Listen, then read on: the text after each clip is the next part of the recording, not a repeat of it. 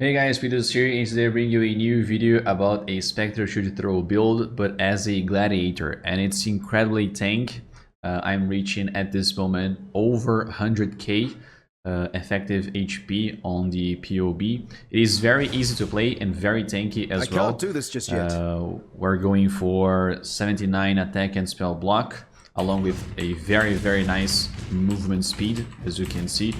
And this was my main concern when making this build, because there is the Raider possibility, but as a Gladiator we are very fast too, so one less thing to be concerned about. When you're fighting against mobs, make sure to be always in sand stance so you can get the challenger charges, so you're faster. And against bosses, you just change to blood stance, pop up a totem, your flasks, and your blood rage, and then it is very easy to melt a boss. You're gonna be summoning this Hydrosphere.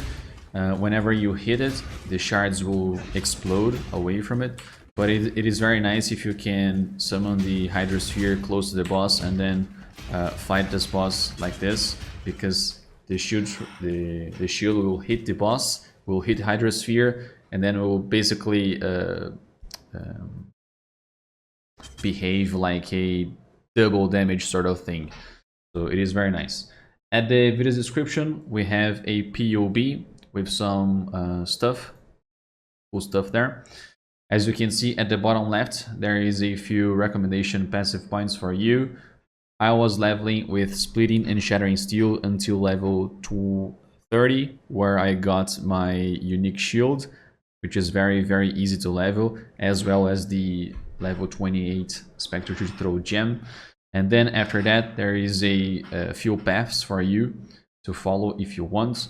On the notes section, also quite relevant information regarding the leveling, Pantheon bandits, ascendancy order, budget items on item section, some crafting that we did, such as the gloves and amulets. I bought the shield and the weapon, but you can also craft like this. Some gems recommendation through the leveling as well. Our skills: a Spectral Shield Throw set, a 4-link aura on our helmet, a 3-link trigger, which is Hydrosphere and Sniper's Mark, very useful for mapping and for bossing. A castle damage taken setup with the Tempest Shield level 7, and a Blood Rage to be cast on your own. A shield charge setup, a 2-link aura with totems, and flame dash. I'm using the Arrogance with Anomalous Precision. This way we're not be using the Enlighten 4, which is very expensive in this league. It is around 10 exalts, so you can save a little bit of currency if you go with this setup. Alright. On the item section, up here you can change to budget options. I found some items such as this for 20 chaos, a 50c shield with over at least 300 energy shield, which is very nice because of this geo that we are using. This geo is amazing.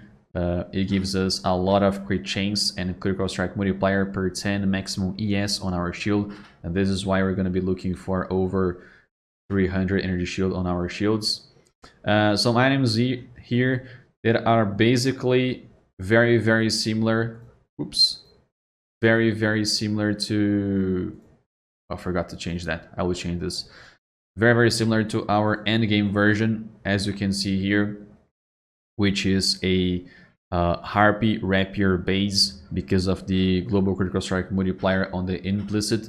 2 modifiers regarding physical damage as extra fire and cold, with a global critical strike multiplier and a open suffix, so you can craft the trigger.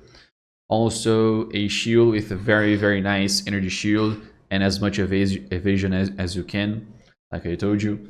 A Royal Burgonet with the Spectral Shield Throw fires 5 additional shard projectiles. This helps a lot with the clear speed, but mostly a Maven Orb along with the Awakener craft if you want, regarding the nearby -9 cold or nearby enemies taking increased elemental damage. Very useful to increase our damage. I crafted in the open prefix the +1 level of socked AoE gems in order to increase our damage even further because of the auras. A unique Leoness vision because of the pierce, a very nice amount of life as well. We're using a Awakener craft once again with the block attack damage, with the Elder influence, with the Culling Strike Warlord's influence. After that we did suffixes cannot be changed, used a Veiled Chaos so we could get the physical damage converted to cold damage, and then in the open prefix we crafted life. These boots here, you don't necessarily need the elusive with Tailwind, but they feel very nice while mapping, and especially against bosses because Tailwind will help with some damage increase. But obviously at the budget version, I suggested a very simple boots. As you can see, just get one that your currency allows you to get. The rings here are probably one of the most expensive parts because they are a little bit hard to get, with a lot of resist, some life, and increased elemental damage with attacks, and a prefix open, so you can craft the non-challenge skills, have minus 7 mana cost. But if your currency, or if you can find on the market, get one of those. They are very helpful. The belt, I was using the Headhunter, but for the video recording and against bosses, I suggest the Belt of the Deceiver if you're gonna be looking for a unique belt, which is 1 chaos and very useful because of the increased defense damage, the survivability, because of the reduced extra damage from critical strikes. Nearby enemies are intimidated, which helps us even further to increase the damage. So very good indeed. A Life Flask with Diamond, a Cinder Swallow with the Recover Energy Shield, because this will enable us to always be keeping the energy shield up, since we have around a little bit over than 1.5k energy shield. With these flasks, it increases our survivability even further. The Bottle of Faith, amazing flask. As you can see, our damage goes from 9.1 to 13.6 million. Very good flask. And at Serious Promise or Taste of Hate or any other, as you please.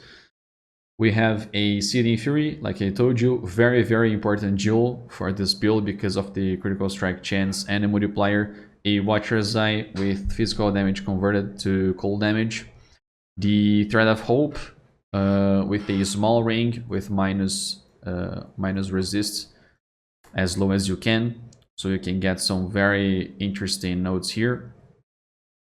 As you can see, we even spare 1 point here, very useful too.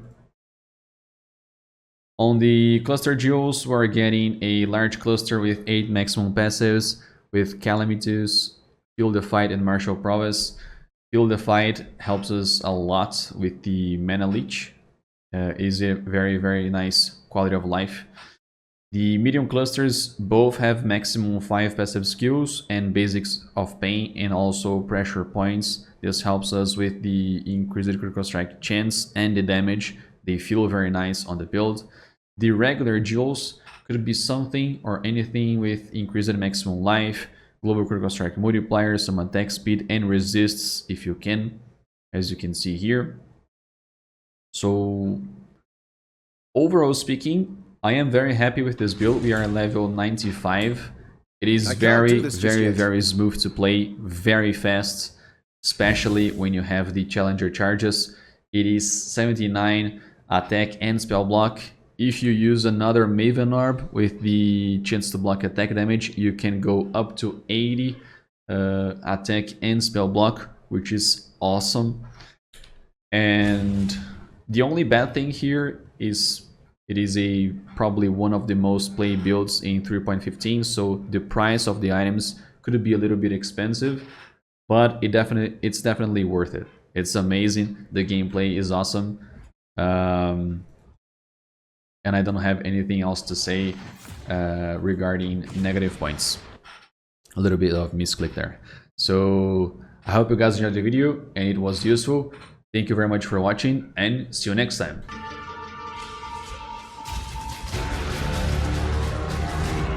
I can't do this just yet.